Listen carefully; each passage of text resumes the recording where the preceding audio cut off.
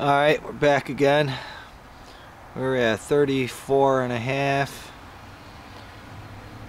34, 51, 52, 53, slowly going up. Okay, what we're gonna do,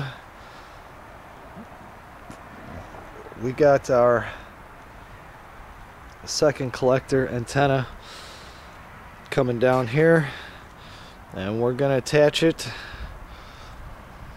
right to our new collector antenna. It comes down, this goes down to our coil. There's the end of our antenna. So 34, 62, 63.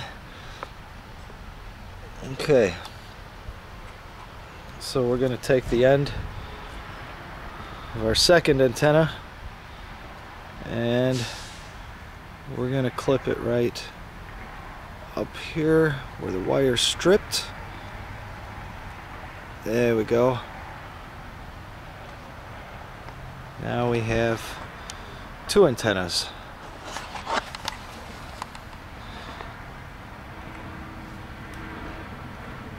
See how fast it's dropping? Each one by themselves work fine.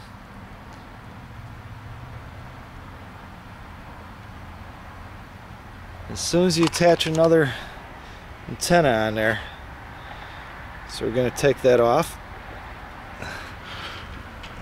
Let's fasten that to our table down there temporarily, and we're at 32, 23. It's going right back up quick.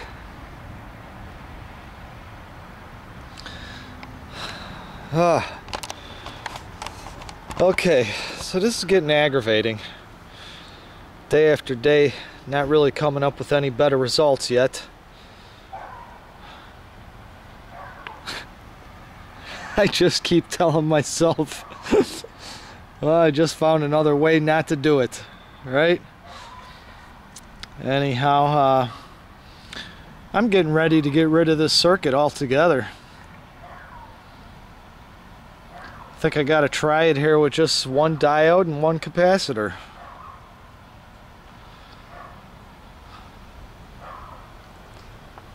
Because it's very difficult to measure power readings. I've talked to a couple people about this, and it seems like no matter which form of Ohm's law I use, I come up with different answers. The best thing is to just try things and see how much power you can get out of it, what you can get the power on.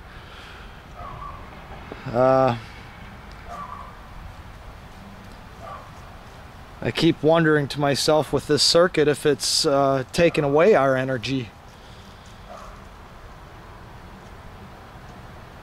Sucking some of the energy, I don't know. This is the dual circuit design. Okay, you see the well, one end of our coil, right, comes into the top because it's our antenna down to the coil, goes to our circuit. Now the outputs of that circuit, now I also have my meter probes on there. We're just looking at this red and this yellow one here. They're coming out of the outputs of this circuit. And hard for me to see in my viewfinder, but they come down to the second circuit and attach them to the output here, and then the ground comes from the same place that you would connect the antenna. So it's two circuits now. Okay, now only 25.62 volts. Now when I've done this in the past, I've always gotten less voltage, but I believe I'm getting more current. Now what I've discovered the other day, and I'm going to try this again now, and I hope it doesn't make a liar out of me, But right here, where we connect our first circuit off this same points, I'm gonna put another antenna wire, and I'm gonna bring it out here and connect it right onto our other antenna, which usually if I do that, voltage drops fast. They interfere with each other. But let's see what happens. Okay, we got 25.38. Okay, I'll be right back. Okay, well, it's making a liar out of me. 6 voltage is dropping. What I did is, like I said, I added an additional wire on here, 3 alligator clips, and they're just mounted right to the antenna I have right now.